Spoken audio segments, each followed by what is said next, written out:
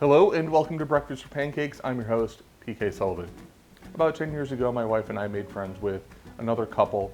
One of them happened to be celiac, so when we had them over for dinner, I had to come up with a gluten-free dessert.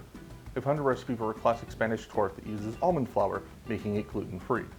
But in the course of having that dessert, I discovered I am allergic to almonds. The original dish is called Tarta de Santiago. The EU has given it protected status, so like champagne in France, this Tarta de Santiago can only come from a specific region of Spain. 10 years later, I haven't been able to have that dessert or any almonds since. I still think about it. So a couple weeks ago, I decided to make a nut-free version of this gluten-free almond cake. It took some doing. I went through quite a few batches. This is what I came up with. It has a really great lemon flavor. The crumb and the texture are great. There's a wonderful crust along the outside from some of the flours that I use. Let's get into it. I'll discuss it all in the voiceover.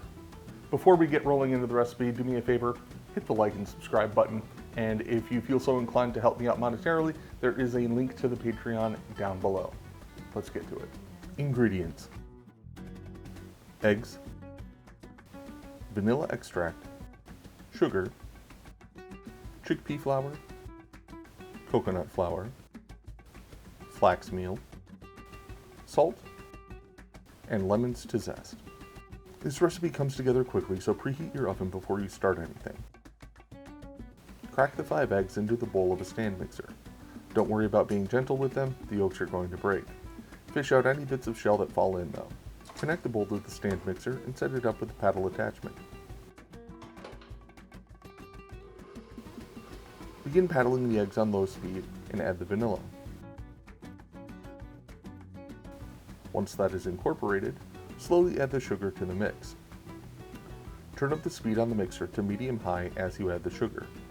Once the sugar has all been added, set a timer for 10 minutes. This is the only way we introduce air into the cake, so it really does need to beat in the mixer for a full 10 minutes. If you don't, the cake turns out dense and chewy in a bad way. While the eggs are going, get to work on the dry ingredients. In a large bowl, whisk together the chickpea flour, coconut flour, flax meal, and salt. The coconut flour likes to clump, so try to break that up. Zest your 2 lemons. The best way to zest citrus that I've found is to use a microplane grater. Trim off any pointy ends from the fruit, so the grater can make good contact all the way around. Then, turn the grater upside down and begin zesting. This does 2 things. First, you can see what you're zesting as you do it. There's no guessing whether you're on target or getting pith. Secondly, the zest will collect in the trough of the zester for easy extraction and/or measurement. Whisk the zest into the flour mix. In combining the wet and dry ingredients, you will add the flour and zest mixture in 4 parts. To make that portioning easier, I roughly divided it in half at this point. Lastly, prepare your springform pan. I found that lining the bottom of the pan has 2 benefits. It makes removing the cake from the bottom much easier, and it keeps the channel in the springform from getting clogged with batter. Spray the pan in foil with cooking spray and wait until the timer finishes. After 10 minutes, the egg mixture should resemble a thin, creamy batter on its own. Air has been whipped into the mixture, and it's now a matrix of tiny bubbles. From here on out, it's important to treat this gently. You don't want to break the bubbles and end up with a flat cake. Gently fold in the dry ingredients a quarter at a time. Try to avoid dry patches, but don't chase them so much that you deflate the batter. It's a balancing act. Once fully combined, add the batter to your springform pan and transfer it to the oven. Set a timer for 45 minutes. When the cake is done baking, transfer it to the cooling rack and let it cool completely. At least an hour, but 2 or 3 is even better. Remove the springform and dust the cake lightly with powdered sugar before serving. The traditional decoration is to use a Santiago cross to create a negative space pattern in the powdered sugar.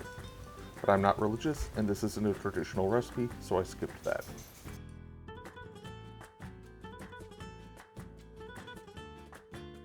Because the original doesn't use any additional liquids or fats outside the eggs, it's a somewhat dry and crumbly cake. perfect for having with coffee or tea.